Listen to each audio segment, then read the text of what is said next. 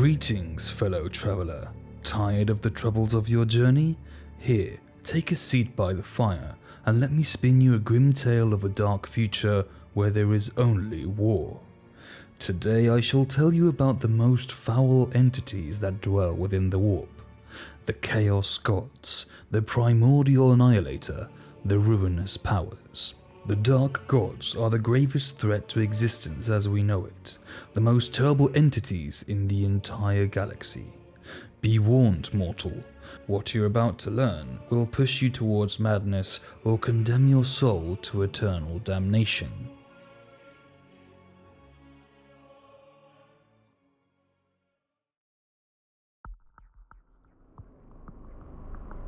First off, let's start with the origins. How did these dark gods rise to begin with? We've already seen the birth of Slaanesh in the Eldar video, and since the birth of this Chaos God was a galactic scale catastrophe, one could assume that the birth of the other gods would be similar, right? Well, actually, no. Unlike She Who Thirsts, the other Chaos Gods didn't cause such a racket when they were born. Sure, the effects were palpable, but nothing as dramatic as creating a gigantic gateway to hell in space. However, some do believe that other large-scale warp rifts present throughout the galaxy, like the Maelstrom, could have been caused by the birth of other Chaos Gods. But since we have no solid evidence to support such claims, till this moment, it's just pure speculation. The explosive birth of Slaanesh may be due to the fact that Slaanesh only took a few thousand years to pervert the Eldar and generate the energy needed to be born, while the birth of the other three Chaos Gods was a much slower process that lasted probably millions upon millions of years. So, compared to the rest, Slaanesh was born surprisingly fast. Another factor that could be attributed to the speed of Slaanesh's birth is that the Eldar, being a psychic race, have a very strong connection to the warp, providing more warp energy that accelerated the growth of She Who Thirsts. In the old lore, the first three Chaos Gods were born throughout the Middle Ages of mankind, a few hundred years apart. The first to be born was Khorne, his birth heralded by an age of war and violence. A clear example being the age of the Crusades and medieval battles. The second to manifest as a god was Tzeentch. His birth marked the development of human nations and their politics and schemes. Third came Nurgle, whose awakening brought the bubonic plague that devastated our planet, killing millions and announcing his birth. Now at first glance, this origin story does seem to make a lot of sense because of the reflections we see in our world of those events in the warp, although there are a couple of problems with this origin story. This version is limited to Earth and mankind, implying that we and we alone were the ones who created these Chaos Gods with our emotions, and that is quite a stretch if we compare it to the birth of Slaanesh. Slaanesh had to pervert and corrupt an entire race of countless of millions of Eldar throughout thousands of years before accumulating enough energy to be born. And yet, a bunch of evolved primates killing each other during the Middle Ages created three Chaos Gods on their own? Honestly, it's quite hard to believe. Obviously, mankind did contribute in creating the Chaos Gods, and in the 41st millennium we could say that we are the main source of their energy, but since we first emerged as a species until the Middle Ages, I'd wager we didn't have enough time to degenerate so much as to generate so much energy in the warp as to create three Chaos Gods. In any case, I believe it would have been a collective effort of all the races in the galaxy, since the gods are nourished by the energy produced through things like faith and emotions, things that all sentient life forms share. Now this would make much more sense, although it is also a great coincidence that the three gods were born at this time in our history, separated by mere hundreds of years. Because of this approach, many assume that these events in our world were what created the birth of the gods, and according to that, we were the ones responsible for their creation. However, I believe it makes much more sense for it to be the other way around. The Crusades, the politics and plagues were repercussions of their births, just like the ripples from a stone thrown into the water.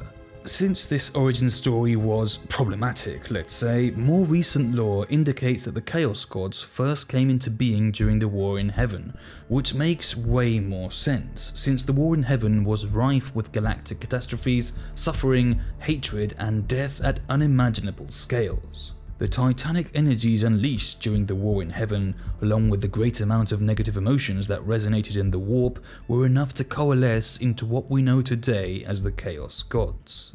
However, this version isn't free of its own inconsistencies, since all the Necrontyr souls were devoured by the C'tans, and the souls of the Eldar and the Krork were protected by the Old Ones and their own gods in the warp, and the Old Ones themselves were consumed by the Enslavers, so that wouldn't leave a lot of souls for Khorne, Tzeentch and Nurgle to consume, certainly not enough to awaken in a catastrophic explosion like Slaanesh. So I'd wager there were enough negative emotions to spark the first flame that brought the Chaos Gods about, but not enough to fully awaken them. Also, there are some fan theories that allow us to join the old and new lore in an interesting perspective, which personally I find more appealing but isn't strictly canon. Anyway, the theory goes something like this. The Chaos Gods originated during the War in Heaven, but not as full-on gods, rather as small entities akin to demons, small motes of coalesced negative warp energy. However, these motes are one of a kind,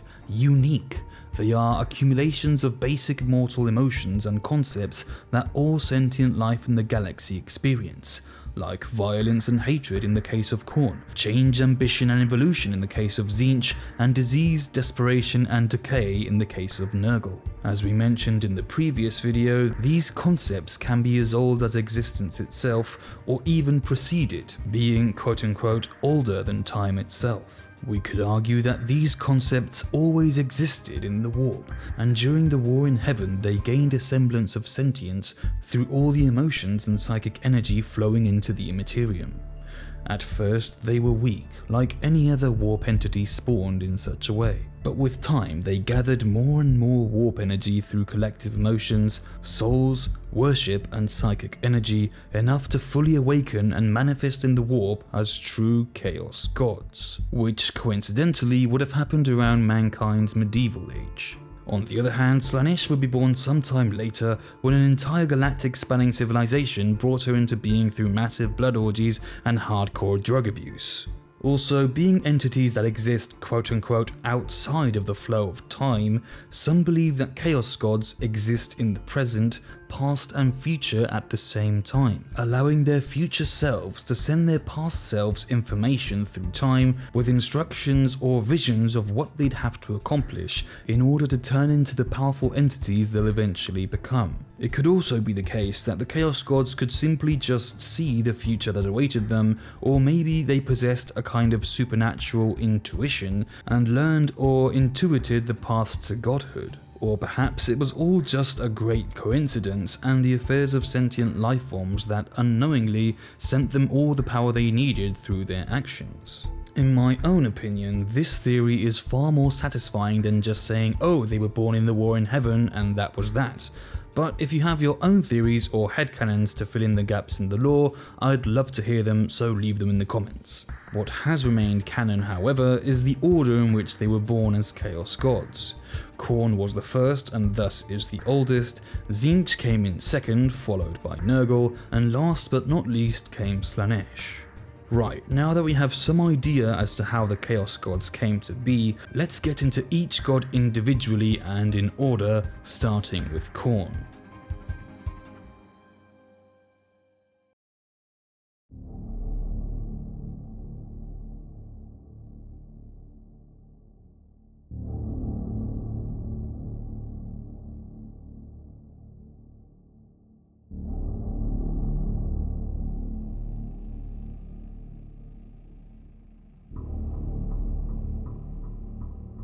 Khorne, God of War, the Blood God, Lord of Rage, the Taker of Skulls, or simply just that damn paraplegic psychopath. Khorne embodies rage, anger, hate, destruction, murder, battle, barbarity, and everything in between. On the flip side, Khorne also symbolizes honor, discipline, courage, determination, bravery, triumph over adversity, and the survival of the fittest. Khorne is normally depicted as a huge muscular warrior in armor fashioned from brass and blackened iron, stained red with the blood of his enemies. A spiked helm reveals a savage, snarling canine face similar to that of a wolf. Khorne is war incarnate, the most savage and brutal warrior in existence. His great two-handed sword rests by his throne. This legendary blade is known by many names throughout the galaxy, such as Woebringer, Warmaker, and the End of All Things. A single stroke of his mighty sword can sunder entire worlds and even create a tear in reality, allowing his demonic blood legions to invade our dimension. Khorne usually remains sat upon a mountain of skulls of those slain in his name, known simply as the Skull Throne. Only his mightiest champions and demons are allowed the great privilege of sharing his throne room. Here, Khorne sits upon the Skull Throne, observing the sea of skulls of his enemies and followers that carpet the floor. Each second that passes, another skull is harvested by his followers and added to his collection. A great fire lights the center of the room, burning with the souls of cowards that have fled the battlefield. However, Khorne's throne room is merely a part of his vast blood-soaked realm. His fortress, which lies in the center of his territory within the warp, is known as the Brass Citadel, a monument to bloodshed and rage, surrounded by volcanoes, rivers of boiling blood, and hellfire. Within Khorne's realm, his followers and demons constantly battle each other in their patron's name, seeking his favor. Despite being a god, Khorne has no temples, no prayers. The only way to worship Khorne is through war. The battlefield is his temple, the sound of weapons clashing his prayer. Hammer and axe blows are his hymns, warriors are his priests, and the only thing close to a prayer he accepts is his battle cry, blood for the blood god, skulls for the skull throne. Therefore, the only way to worship Khorne is in battle, proving your mettle as a warrior. Worshipping Khorne in a temple or a church will only anger him, and it's said that Khorne is an impatient god who demands worship every day if one doesn't wish to suffer his rage. This demand is usually felt by his followers as an agonizing headache that won't cease until there is bloodshed. Khorne demands blood, and Khorne cares not from whence the blood flows. Every time you spill blood, Khorne gains power, and if the blood has been spilled in his name, even more power. And since he doesn't care from where it flows, it matters not if it's the blood of your enemies or your allies.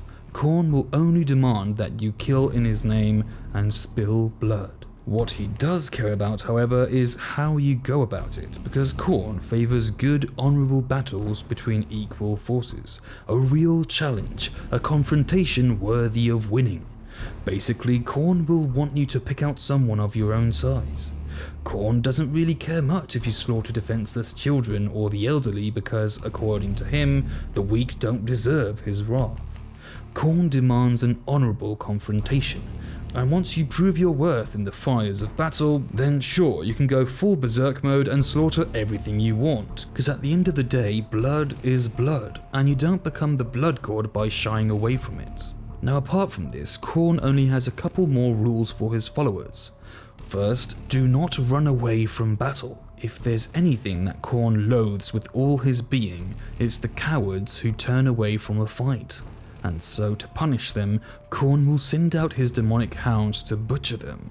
So in any case, you better fight and die with honor in Khorne's name, and if he decides you're a worthy warrior, he might even bless you and bring you back so you may continue to spill blood in his name. The second and last rule you should follow is no psychic powers and no deceptions. Khorne views the use of sorceries in combat as a grave offense, and those who use them are weak scum. Sneaky cowards who shy away from a true fight with their tricks and traps instead of engaging in honorable melee combat. For this reason, Khorne harbors a great hatred towards the users of psychic powers and swears to kill them to make them pay for their offenses. This also explains the bad blood that exists between Khorne and Tzeentch, who Khorne views as a coward. However, Khorne doesn't hate Tzeentch as much as he hates Slaanesh, but in any case, we'll get into the rivalries between gods later on. For now, let's carry on with Khorne. Apart from these rules of combat, Khorne doesn't care much about how you kill your enemies, whether it's face-to-face in melee combat, at a distance with a sniper rifle, a nuclear warhead, or even with exterminatus. So although melee combat might seem more appropriate because, you know, spilling blood and all that kind of stuff, Khorne really doesn't care much about how you slay his enemies as long as you do so in his name and you offer up their souls and their skulls as a sacrifice. The greater demons of Khorne, and therefore the most powerful, are known as bloodthirsters. In appearance, one could say they are kind of like Satan, large minotaur-like figures with huge bat wings, horns and canine heads reminiscent of wolves or beasts. Bloodthirsters usually carry huge battle axes and large whips to dismember, decapitate and disembowel their enemies on the battlefield as a supernatural force of destruction and massacre. Of all the demons in the warp, Bloodthirsters are the most skilled when it comes to close quarters combat and one of the most lethal opponents the warp can throw your way. Masters of military strategy and warfare, Bloodthirsters are usually at the vanguard of any demonic incursion of Khorne, leading the Blood Legions into battle to harvest skulls in their god's name. The lesser and most common Khornate demons are the Bloodletters, who basically do what their name says. Easy, right? Bloodletters are red-skinned, horned entities with elongated skulls that look like they came out of nightmare of a child who's been frightened by tales of demons. Because let's be honest, Bloodletters just kind of look like the standard kind of demon anyone could imagine. Bloodletters are the bulk of Khorne's armies, marching into battle bearing their hellish swords that burn with fire and gleam with dark power as they bellow and snarl the infamous litany, blood for the blood god, skulls for the skull throne. Khorne's followers usually end up as mad berserkers who lose themselves in a bloodlust that overloads their mortal mind and turns them into raving lunatics that roar incomprehensibly and attack anything within reach in a burst of rage.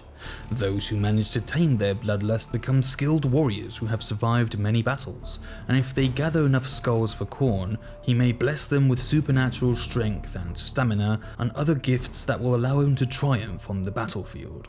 Khorne's sacred number is 8, reflected even in the number of syllables of his demons, in the organization of his blood legions, and even in his symbol, a stylized skull in the shape of an 8. Khorne's most infamous followers are the traitor space marines, the World Eaters, with Kharn the Betrayer as his most exalted mortal champion, and their Primarch Angron, who like most of traitor Primarchs, has ascended to become a Deamon Prince. The most dangerous aspect of Khorne is that fighting against his forces is like trying to fight fire with fire. Violence and bloodshed, even of his own followers, will only generate more power for Khorne, and if the battle goes on too long, even his enemies will fall prey to irrational anger and everything will end in an orgy of blood and death. And so the best way to fight off the forces of Khorne is to keep a cool head and discipline on the battlefield as to not be consumed by rage.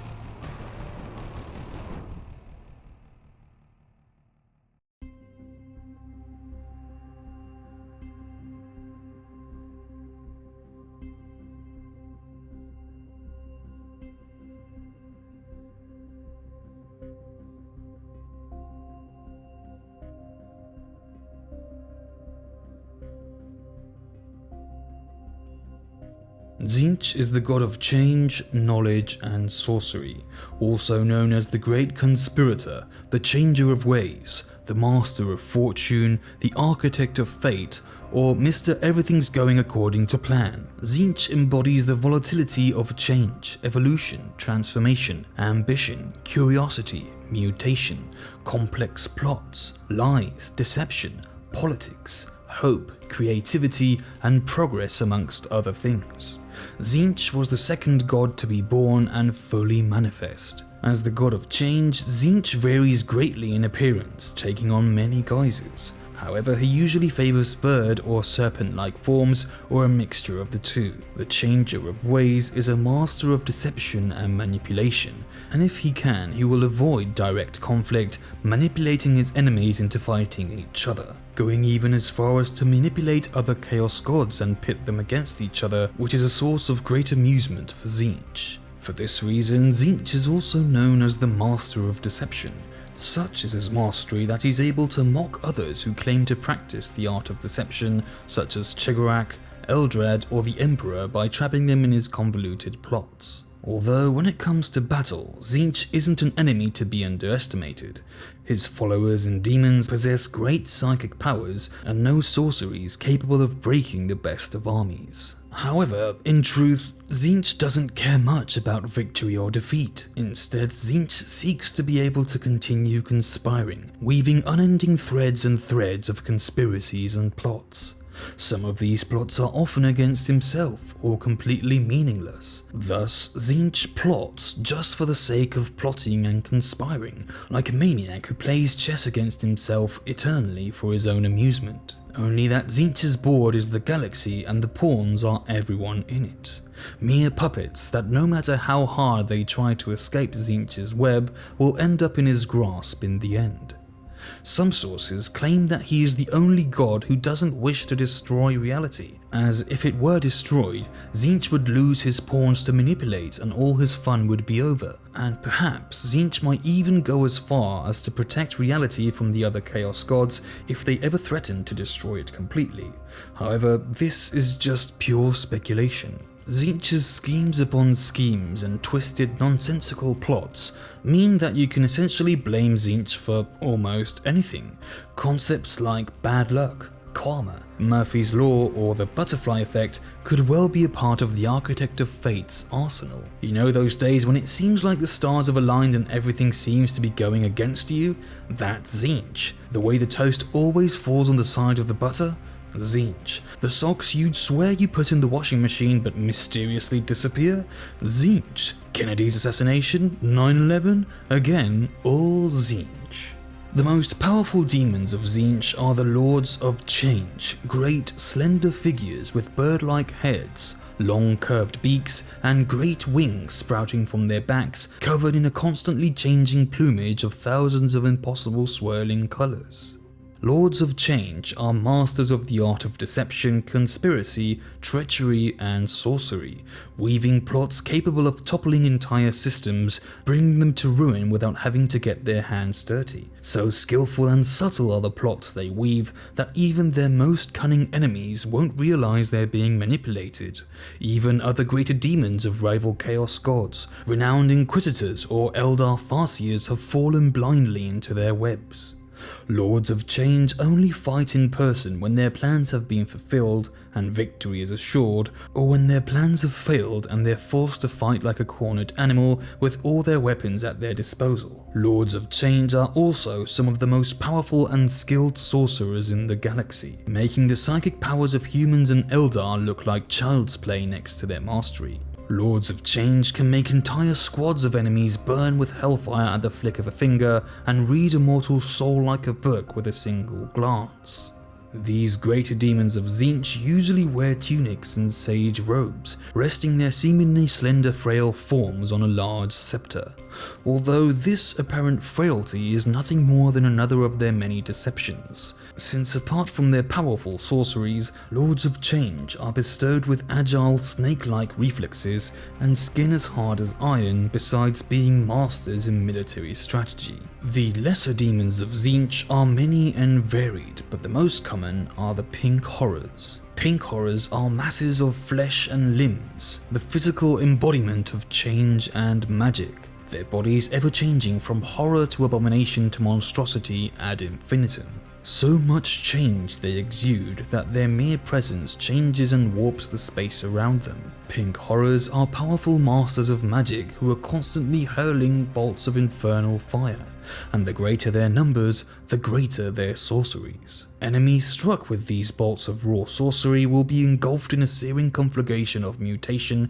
transforming them into something more pleasing to the changer of ways. Pink Horrors are described as joyous beings who live in constant delight and shriek with joy, cackling manically at their incomprehensible jokes while constantly capering and whirling in a blur of movement through the battlefield. When destroyed, Pink Horrors are split up into two Blue Horrors, which are basically the same except for their character. Blue Horrors are always in a bad mood, sad and glum, and like Pink Horrors can cast powerful sorceries. If these in turn were destroyed, they would split up again into 2 brimstone horrors that are more of the same but smaller, full of pure spite and bitterness that only want to take revenge on those who have reduced them to such a state by burning them to ash. So basically, facing off a horde of Tzeentchian horrors is like a diabolical version of Candy Crush and Matryoshka dolls, which at first may seem like a lot of fun, but before you know it, their magic has turned you into a gelatinous mass of bodily fluids, writhing with tentacles and mutated flesh. The followers of the Changer of Ways are those of curious minds who seek wisdom and knowledge, those who long to unravel the most hidden secrets of the galaxy, control destiny, master esoteric sorceries, or ambitious souls who wish to gain power through conspirations and convoluted plots. And this may sound good in principle, but Tzeentch is a fickle god, and at any moment might decide that your body has been the same for far too long and needs a little bit of that good old change, so he decides to transform your body through a violent mutation that will turn you into a mass of tentacles and eyes unable to control its sphincters. The most exalted followers of Tzeentch are the traitor space marines of the Thousand Suns, with Azek Araman being his most exalted mortal champion, led by their demon primarch Magnus the Red. Tzeentch's sacred number is 9. It is only upon tracing the 9th sigil that the runes of a change scroll will begin to glow. Tzeentch's sacred number can also be found woven throughout the unfathomable structures of his own realm, and his greater demons are also ordered within 9 levels of trust. Tzeentch's domain within the warp is known as the Crystal Labyrinth, and although smaller than Khorne's, it's an enormous labyrinth whose walls reflect the hopes, despairs, dreams and terrors of those who venture into it. No demon roams its streets, since the labyrinth can defend itself. None of its paths remain the same for long, and it's also full of traps and obstacles that vary according to the unconscious movements of Tzeentch's mind. At the center of the labyrinth lies the Impossible Fortress. True to its name, its impossible structure defies all laws of physics. Each of its halls is subject to different laws of physics or is in a different dimension. Only the Lords of Change are cunning enough to find their way through the Impossible Fortress and reach the hidden library. A vast library that contains all the fragments of knowledge ever contained in the minds of all living beings, where Tzeentch himself weaves his eternal plots.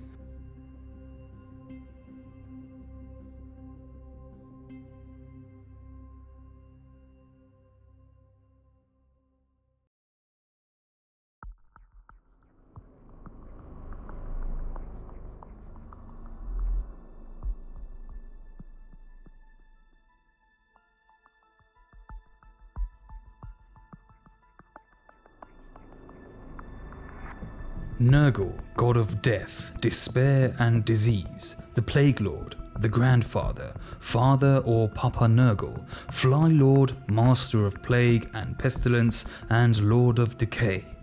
Nurgle embodies death, fear of death, despair, erosion, disease, decay, the passage of time, entropy, and the end of all things.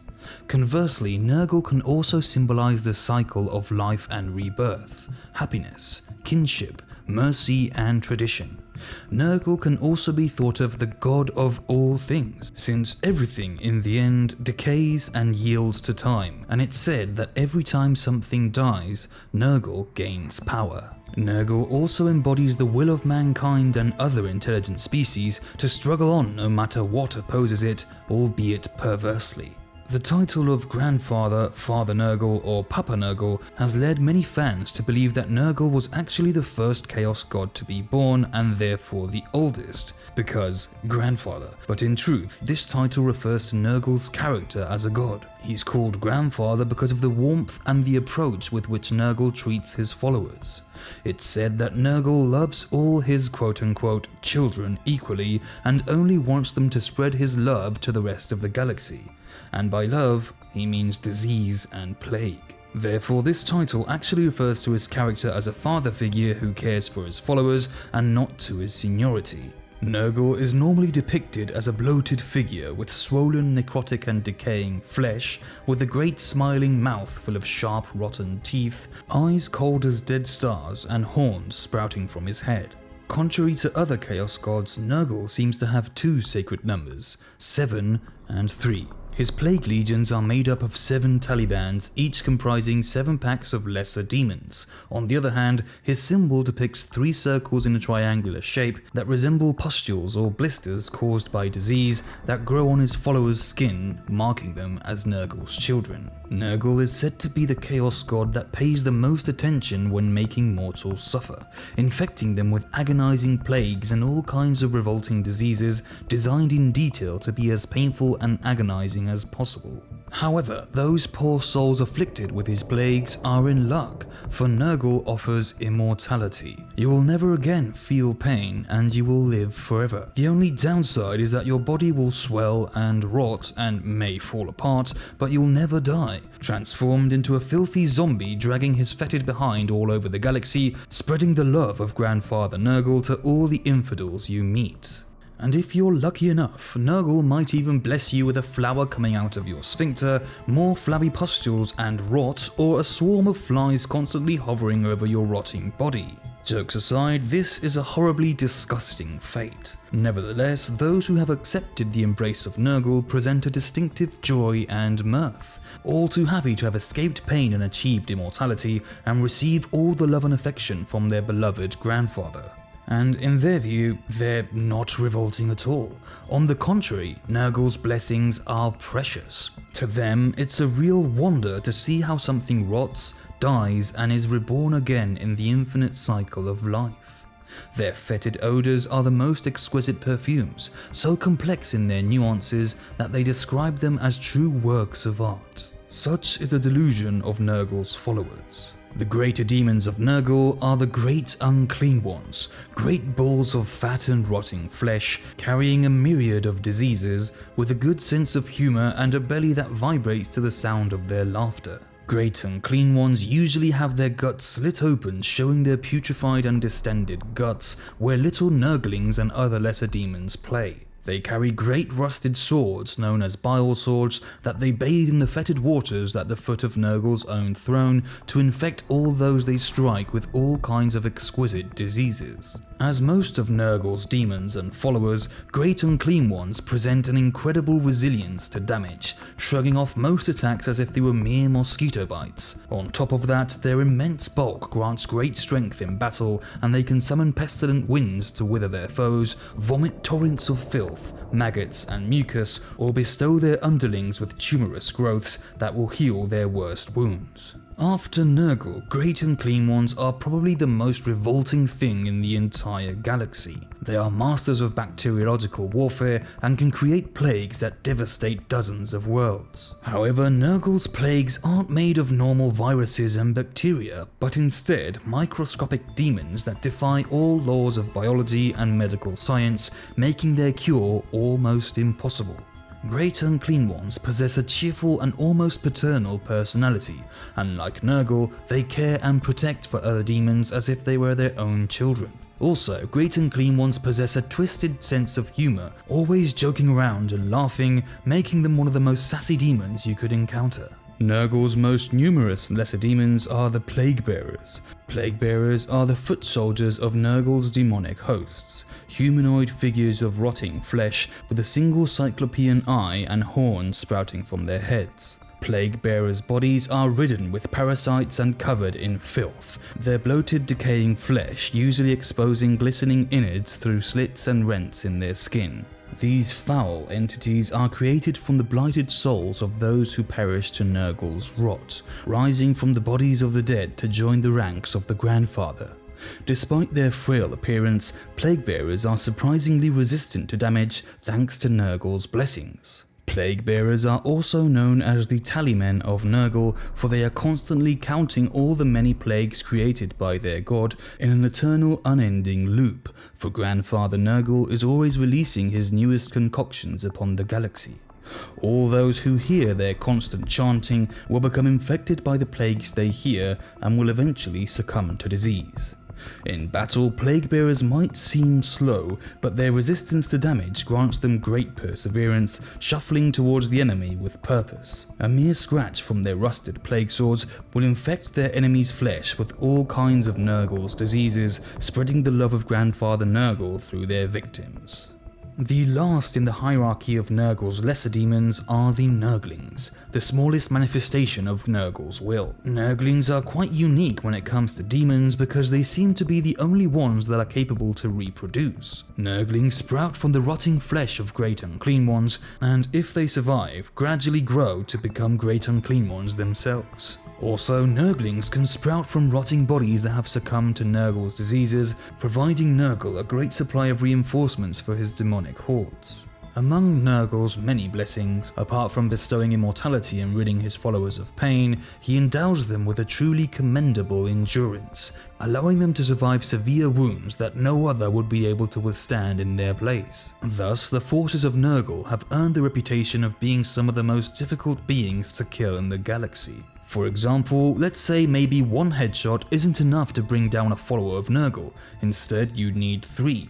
Gutting them would only cause them to laugh because they feel no pain, and there are examples of Nurgle's followers healing wounds in mere moments as their flesh transitions through all the states of life until returning to its original state. Nurgle's most devoted and loathsome followers are the traitor space marines known as the Death Guard, with Typhus being his most exalted mortal champion, and the demon Primarch Mortarion as his greatest prize.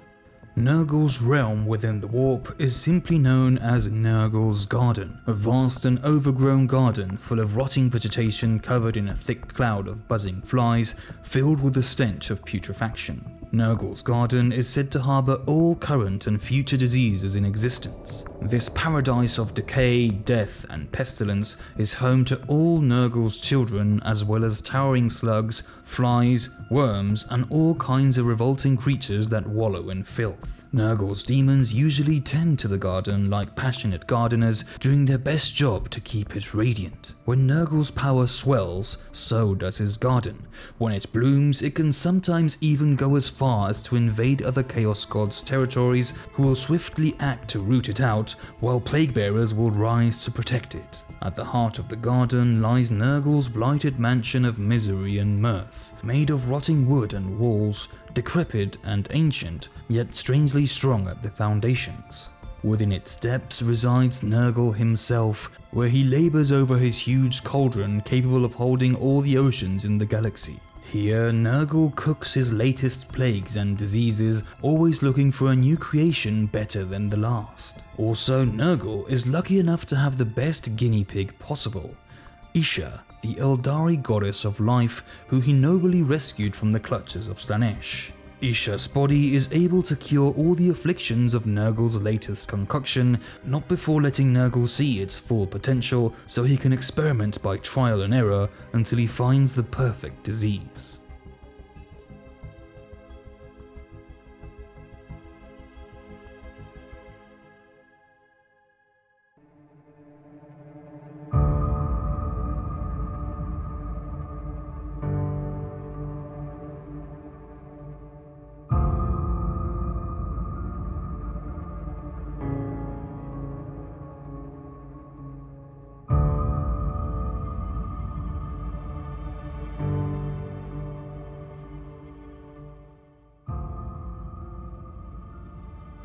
Slaanesh is the hermaphrodite goddess of perfection, pain, and pleasure, the Dark Prince, she who thirsts, the Lord of Excess, the Prince of Pleasure, or as many have come to call her, the Dark Goddess of BDSM. Slaanesh represents excess, desire, pleasure, perfection, pain, pride, and lust. Slaanesh can have several aspects due to the ambiguity of her gender, although usually she's depicted as an androgynous figure with a breast of each sex, sensual figure, silky and shiny skin, and horns like that of a goat. Now, we already know that Slaanesh is a consequence of all the blood orgies and hardcore kinks that the Eldar were up to for thousands of years, and definitely the Eldar are the ones to blame for the fact that now in the warp there's a dark goddess of BDSM.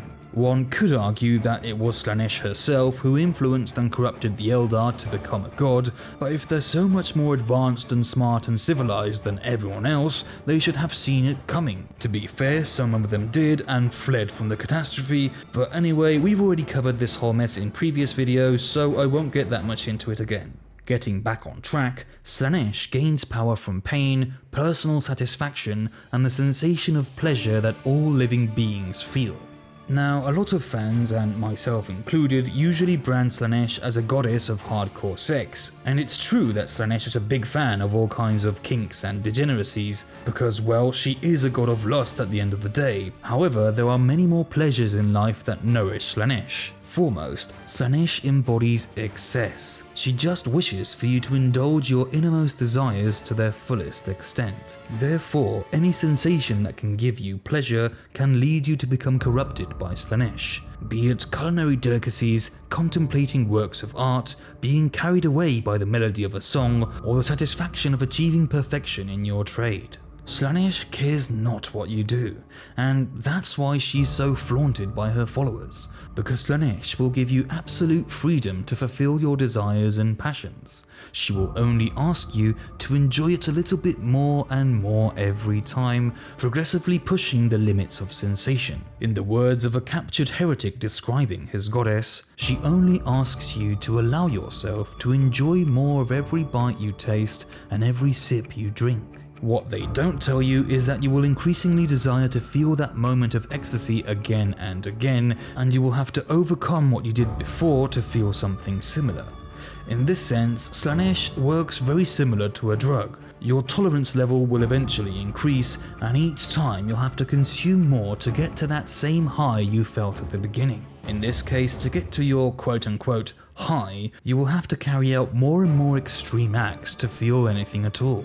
Maybe at the beginning it was enough hearing the melody of your favorite song, but now the only thing that will be able to excite your ears are the cries and moans of pain of your victims when flaying them alive in front of their families. Music to your ears. The sacred number of Slaanesh is 6. Her demonic legions of excess are divided in 6 cavalcades, and her realm in the warp is composed of 6 circles of seduction. The colours associated to the Dark Prince are riotous purple, pink, and black, and Slaanesh's symbol combines the traditional symbols for male and female, a reminder that Slaanesh encompasses all sexualities in the most twisted, grotesque, and degenerate version of themselves. The greater demons of Slaanesh are the keepers of secrets, embodiments of boundless passion and unrestricted desire. The keepers of secrets hold such a title because they contemplate all the depravities you carry out. Keepers of secrets know full well about all your darkest secrets, those things you do in the shadows when no one is looking, things that the rest of society would frown upon. But worry not, the Keepers of Secrets will remain true to their name and help you indulge in your desires, allowing you to explore them to their deepest depths. The appearance of the Keepers of Secrets varies according to the emotional state of Slaanesh when creating them. This explains why some of them have surprisingly beautiful faces while others are completely hideous. However, Keepers of Secrets do usually share the same features: twisted goat-like horns, 4 arms bearing 4 silver swords that ooze with dark power, or occasionally an arm ending in a large crab-like pincer. Their torsos, like their patron god, can bear both female breasts and male chests, and their legs end in cloven hooves. Keepers of Secrets possess a terrible beauty that causes both rejection and repulsion, yet also an irresistible attraction which entraps and seduces mortals who dare look at their perfect bodies. Like all Slaaneshi demons, Keepers of Secrets revel in the torture and suffering of others, shrieking in ecstasy as they inflict pain with their own claws. They are also fierce opponents on the battlefield, moving with an elegant yet lethal supernatural agility, approaching their victims like an insidious caress. Aside from their physical prowess, Keepers of Secrets also possess great psychic power and a variety of dark sorceries with which to vanquish their enemies. Keepers of Secrets also possess a mischievous personality, taunting and provoking their victims before killing them as if toying with their food. The most common lesser demons of Slaanesh are the Demonettes, also known as the Bringers of Joyous Degeneration or the Seekers of Decadence. Like the Keepers of Secrets, the appearance of the Demonettes also resembles that of any demon of Slaanesh. Sleek and sensual hermaphroditic bodies with arms usually ending in crab claws which cause repulsion as well as fatal attraction. Demonettes are said to be Slaanesh's most potent symbols of seduction, gifted with a supernatural beauty that paralyzes mortals who gaze upon them, luring the most deluded into their lethal embrace. In battle, Demonettes are agile and lethal adversaries that move as if in a morbid dance, disemboweling and dismembering any in their path.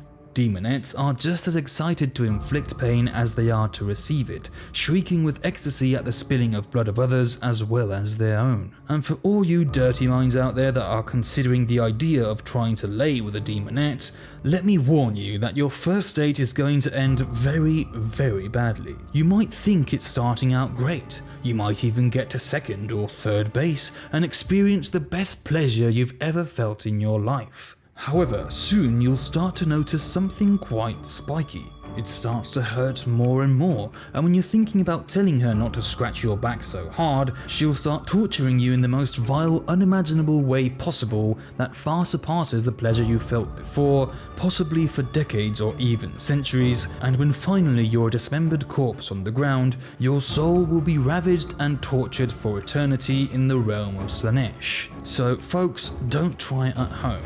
From High Khorne, we advise you to say no to Demonettes. Followers of Slaanesh are the galaxy's most depraved and debauched souls, the most degenerate among them being the traitor space marines of the Emperor's Children, with Eidolon and Lucius the Eternal as the most exalted in the eyes of Slaanesh, led by their demon primarch Fulgrim. Followers of Slaanesh delight in the delicious sensations derived from excess. And aside from the vast majority of the depraved, there are those who seek perfection, always striving to push the limits of their ability to heights never seen before. These kind of warriors who follow Slaanesh are those who delight in seeking the perfect kill, the thrill of achieving the most precise cut or the perfect shot. But as I said before, Slaanesh's embrace is like a drug, and little by little, her followers will cease to feel anything at all. Their nerve endings burned and ruined after too many sensation overloads, who will eventually become consumed and desperate like an addict, and only by seeking the favor of she who thirsts by indulging in excess will they be able to feel the warm embrace of she who thirsts once again. Slaanesh's realm within the warp is simply known as the Palace of Slaanesh, a realm that captivates invaders with its many temptations and traps their souls forever, becoming Slaanesh's playthings for the rest of eternity. The palace itself sits at the center of the 6 circles of seduction that every outsider must cross, where their deepest hedonistic desires and yearnings are reflected. However, if they succumb to even one of those temptations to satisfy them eternally, their soul will be damned forever. First is the Circle of Avidity, where the intruder will be presented with all kinds of riches and gifts they have always dreamed of. The second is a Circle of Gluttony, where they will find lavish foods and exquisite wines. Next is the Circle of Carnality, where they are seduced by a twisted version of their most extreme passions. Next comes the Circle of Paramountcy, where the intruder will be greeted by masses of people who hail them as their leader, tempting them with absolute power over others. The penultimate circle is the Circle of Vainglory, which will present the intruder with a perfect and idolized image of themselves, and if they feel even an ounce of pride for their reflection, they will be damned for all eternity. And last but not least, we arrive to the Circle of Indolency, where the intruder will arrive to a heavenly room that is tailored to their likes to perfection, as if it were made in detail to suit their tastes. Every second spent in this circle grants a unique warmth and satisfaction to the heart of any who enter, but to remain inside it and enjoy its feeling, surprise surprise, will damn your soul for eternity. If the intruder manages to leave this room, however many years of travel it may seem, they will finally reach the Palace of Slaanesh, where in the main room dwells the Dark Prince himself. Yet here lies the greatest temptation of all, for anyone who dares to look directly at she who thirsts will immediately become enslaved to her will, her terrible beauty marveling and trapping the intruder's soul, becoming just another toy for the amusement of Slaanesh. Slaanesh is also to blame for the fact that the rest of the galaxy has to practice a kind of emotional chastity. We must take care not to enjoy too much what we're doing if we don't wish our soul to be consumed and sullied eternally in the realm of the goddess of dark pleasure. And you guessed it, we owe this to the damn Eldar, yet another reason to despise those filthy knife-eared Xenos. Although, in an act of divine justice, Slaanesh will always prefer to devour the soul of an Eldar over any other, especially that of Dark Eldar who are still indulging in excess without paying the price for over 10,000 years. In fact, such is Slaanesh's appetite for those who brought her into being, if you kill enough Eldar or destroy enough Spirit Stones, sending their souls into the warp and thus to Slaanesh, she may reward you with her blessing or even ascend you into one of her Deamon Princes.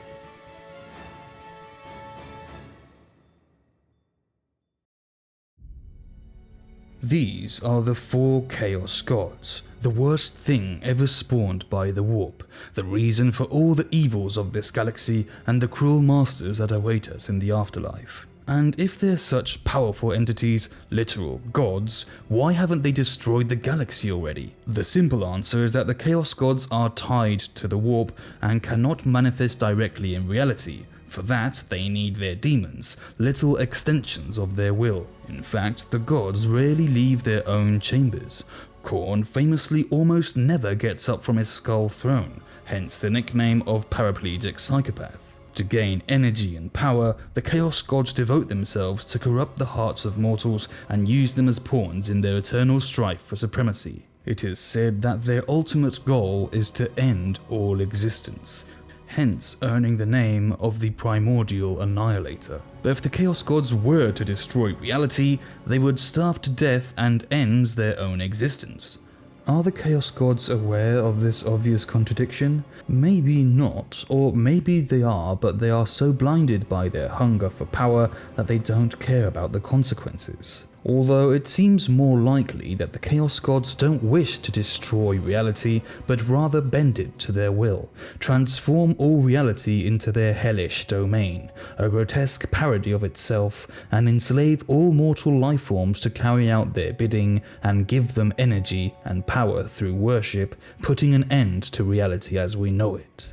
Despite holding the title of the Primordial Annihilator, the Chaos Gods rarely pay 100% of their attention to the real world, but instead are always engaged in a great war among themselves, known as the Great Game, an eternal struggle for supremacy in the warp to see which one of them finally overcomes the others and is crowned as king among gods. An event that is very unlikely to happen since the Chaos Gods are very evenly matched in power. As I've mentioned before, the Chaos Gods don't get along with each other at all. They see the rest as eternal rivals, but let's say that some rivalries are stronger than others. Khorne and Slaanesh, for example, hate each other's guts.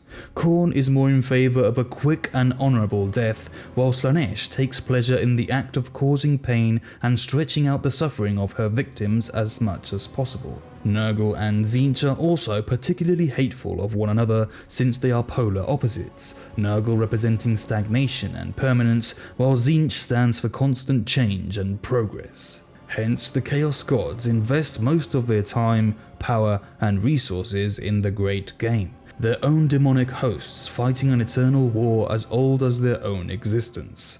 Thus, the gods rarely turn their attention to our dimension, reserving the vast majority of their energies and power to fight an unending battle of titanic forces fueled by insatiable hunger and untold hatred. The demonic incursions that invade our reality and devastate several planets at a time may seem to us as premeditated attempts by the gods to extinguish entire civilizations. Alas, they are nothing more than collateral damage, like water overflowing from a glass. But when the gods do put their differences aside and decide to collaborate together to achieve a particular goal, is when chaos shows its most terrible and dangerous face. The best example of the four joining together was when they sought to kill the Emperor of mankind during the Horus Heresy, leaving the galaxy in flames and the Emperor half dead on his golden throne. So yeah, when the Chaos Gods unite and focus on achieving a goal in real space, we can definitely say that it's the most apocalyptic thing that could happen. This unholy union is known as Chaos Undivided. The followers of Chaos Undivided don't opt for a particular god and decide to worship them all together as a pantheon, viewing each individual god as an emanation of the same universal force of chaos. The symbol of Chaos Undivided is the 8-pointed star. Its sacred number is also 8, and its followers worship the 4 gods equally. Some heretics have realized that by worshipping Chaos Undivided, no single god will be able to claim their soul completely, and if they're cunning enough, they might be able to use Chaos as a weapon and take advantage of its nature without ending up enslaved to its will. This is usually the path of traitors to the Imperium who do not wish to serve Chaos or hate it as much as the Imperium, but are forced to live with it or use it as a weapon in their eternal war against the Imperium of Man. The most infamous followers of Chaos Undivided are the traitor Space Marines of the Wordbearers, chiefest among them their first chaplain Erebus and their demon Primarch Lorgar. The Wordbearers worship all Chaos Gods as a whole, true devotees of Chaos and everything it entails. However, there is another notoriously infamous Chaos warband associated to Chaos Undivided, the Black Legion, led by Abaddon the Despoiler, the War Master of Chaos and greatest champion of Chaos Undivided. However, the Black Legion is more heterogeneous in its beliefs. Some worship Chaos Undivided and others worship individual gods, while many, like Abaddon the Despoiler himself, only seek to use Chaos as a tool to further their goals, trying to remain uncorrupted by Chaos. Abaddon's Black Legion have been the Imperium's greatest enemy for 10,000 years, leading 13 Black Crusades against the worlds of mankind. On the 13th Black Crusade, Abaddon managed to destroy Cadia and split the galaxy in two with a massive warp storm known as a Cicatrix Maledictum, causing untold destruction to the Imperium of Man. But Abaddon's story is a tale for another time. For now, let's get back to the Chaos Gods themselves. Right, so basically the Chaos Gods are like a kind of space Satan. Incredibly powerful dark entities that only wish to inflict suffering upon us and condemn our souls to eternal damnation for their entertainment. And we all know 40k doesn't really deal in good versus evil or good guys and bad guys, but if I were held at gunpoint, then yeah, the Chaos Gods are basically the main villains, the quote-unquote bad guys, those who seek to destroy the galaxy or at least enslave all sentient life to carry out their twisted biddings. So how can we defeat these forces of darkness? How can one strive to destroy a god? Well, that's the trick. We can't. Mainly because, duh, they have godlike powers, but also because the Chaos Gods are merely conglomerations of emotions. While there exists sentient life to sustain the gods, they will always exist. They are a part of us and we are a part of them. Chaos is just our most extreme and negative emotions given form. So in order to destroy the Chaos Gods, you'd have to starve them out, eliminate the source of their power, and to do that, you'd have to kill every sentient life form in the entire galaxy. And even then, the Chaos Gods have accumulated enough energy to probably go on for millennia before they burn out. So, in short, to destroy the Chaos Gods, we'd have to destroy ourselves first, and even that is no assurance, for they might live on until other life forms evolve and begin to feed the Ruinous Powers through their emotions and feelings. There are many who speculate as to which is the most powerful god and why. It's usually assumed that their hierarchy goes according to the order of their birth: Khorne, Tzeentch, Nurgle, and then Slaanesh. And this would seem to make sense since the longer they have been gods, the more souls and energy they've obtained. This, added to the fact that in the grim darkness of the 41st millennium there is only war, would lead us to think that Khorne is the strongest. This may be true, but there are also those who claim that as of today, the most powerful among them is Nurgle, because since he's considered the god of all and he gains power with the death of all things, he has accumulated more energy and power than Khorne over the years. Or maybe if he hasn't surpassed Khorne yet, he might do so with the passage of time, and his victory might be inevitable. It is also often thought that Slaanesh is the weakest among the four, and this could also make sense since she is the youngest by far. Despite this fact, it's not like the rest of the gods pick on her or bully her either. There are even those who claim that Slaanesh could go toe-to-toe with Khorne, but would lose solely because her energy would run out before Khorne's. So no, Slaanesh isn't some easy pickings for the rest of the god to finish her off in a fell swoop. Also, since the Great Game has been going on for countless millennia, it gives time for each god to have had his moment of supremacy and dominate over the others until they fall down again, and so on in an eternal senseless cycle of chaotic battle. Being such psychopathic entities that feed on things like suffering, fear, or death of sentient life, it makes sense that we would label the Chaos Gods as cruel, dark, and irredeemably evil gods. However, allow me to play the devil's advocate. But before you call me a heretic and purge me with holy fire, just hear me out for a second. Actually, we can't say that the Chaos Gods are evil or strictly cruel. That's just a human point of view, a subjective conception that we must discard if we want to see beyond their apparent facade. The Chaos Gods haven't decided to be the way they are, but they have to for their survival. They seek bloodshed, suffering, despair, and want to do very cruel things to us, yes, and no doubt they enjoy every second of what they do.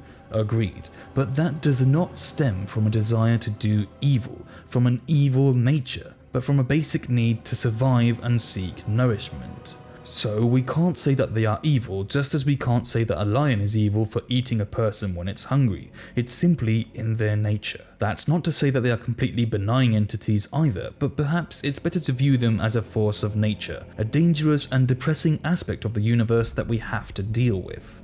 Furthermore, the Chaos Gods are ultimately conglomerations of emotions of sentient beings. We made them, and at the present time, mankind is the Chaos God's main source of warp energy. However, everyone in the galaxy, Xenos included, harbours a seed of chaos within our hearts. And so, the Chaos Gods are but twisted reflections of our most extreme and darkest emotions.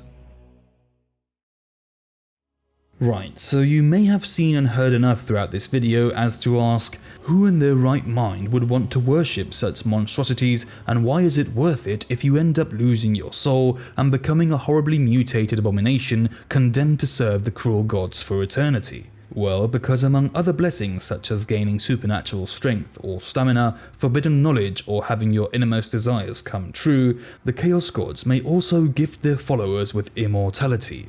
This blessing is usually the most coveted amongst heretics who worship chaos, to transcend their mortal coils and ascend into divinity, becoming a Deamon Prince. If you manage to please the gods to such an extent that they grant you immortality, you will have finally achieved demonhood, belonging no longer to the realm of mortals, rising into the ranks of the divine. Deamon Princes are mortals who have managed to become transcendent and completely immortal. Like demons, they are made of the energies of the Materium, so killing a Deamon Prince by conventional means will only banish their essence into the warp, where it will regroup so it can become whole again sometime in the future. Along with their newfound immortality, Deamon Princes are gifted with a whole new set of blessings, powers, and dark knowledge, plus a new powerful immortal body according to the preferences of the god who ascended them. Their new rank amongst the forces of chaos grants them the ability to direct the demons below them, being able to use them at their will to fulfill their own interests. Another perk of becoming a Deamon Prince is that you might get your own demon world to rule over, being able to manipulate it at your will, a pocket of reality where you are literally a god filled with followers and champions that worship you. This is the wet dream of every heretic and chaos worshipper, and the truth is that it sounds quite amazing. A new immortal body, dark powers, and the ability to command other demons to carry out your will. And what, pray tell, must one do to get all of this? Well, first of all, you'd have to be a good chaos worshipper, and not only that, but a champion of the Ruinous Powers.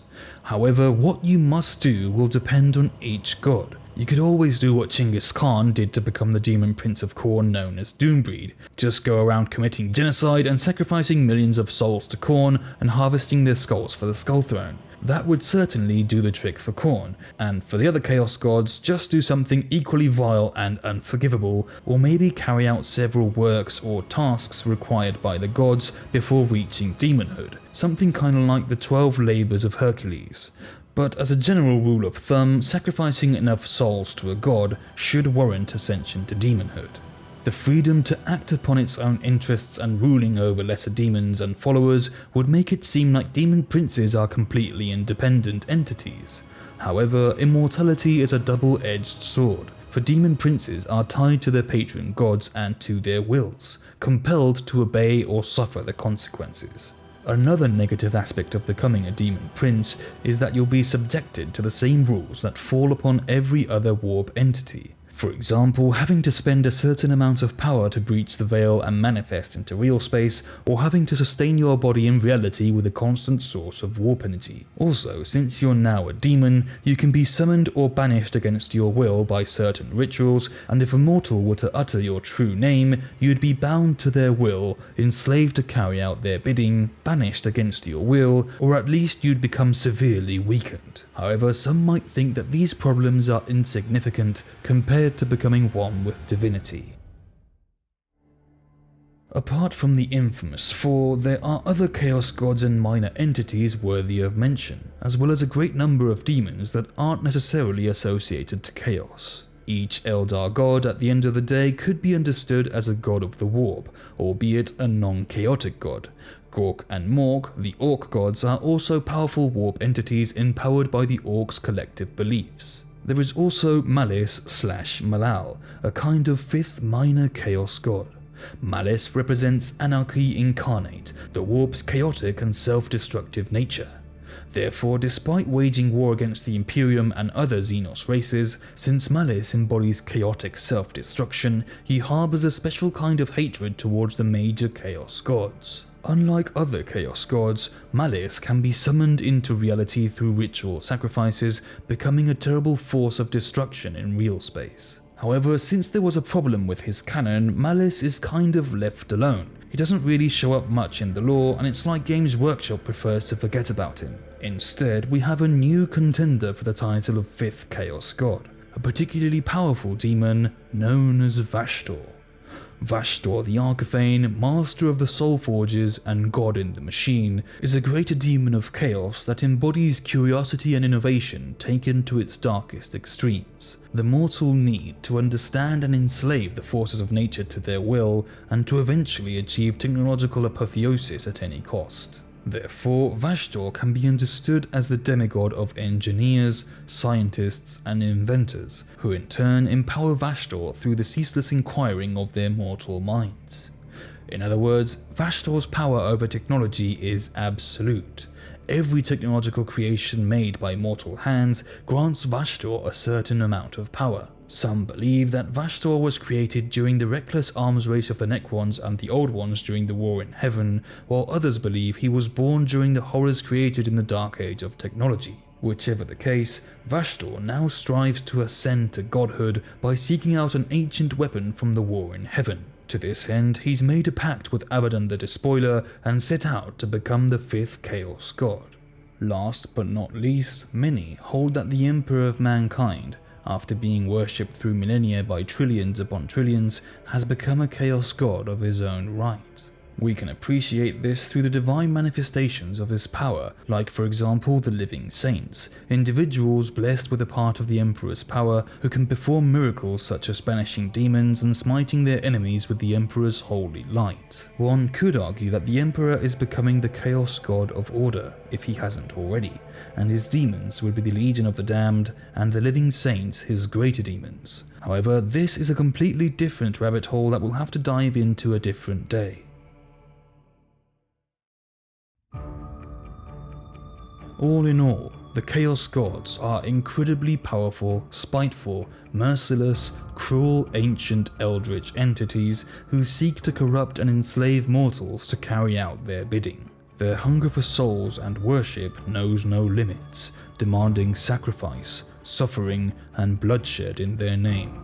The Chaos Gods are the worst threat to reality itself, threatening to reign supreme over our dimension, twisting it into a horrible parody of itself, molding reality into a nightmarish hellscape full of horrors where eternal damnation awaits us all. The only respite is knowing that the Chaos Gods are embroiled in their own eternal strife for supremacy, and while the great game rages on, reality will be free of their full attentions. In the current status quo, in a galaxy where there is only war, the Chaos Gods seem content, for there has never been a time where they received more power through the suffering and destruction that mortals inflict upon themselves. However, should they unite forces and turn their full attention towards real space, they'll become an unstoppable force of nature, hell-bent on destroying reality as we know it.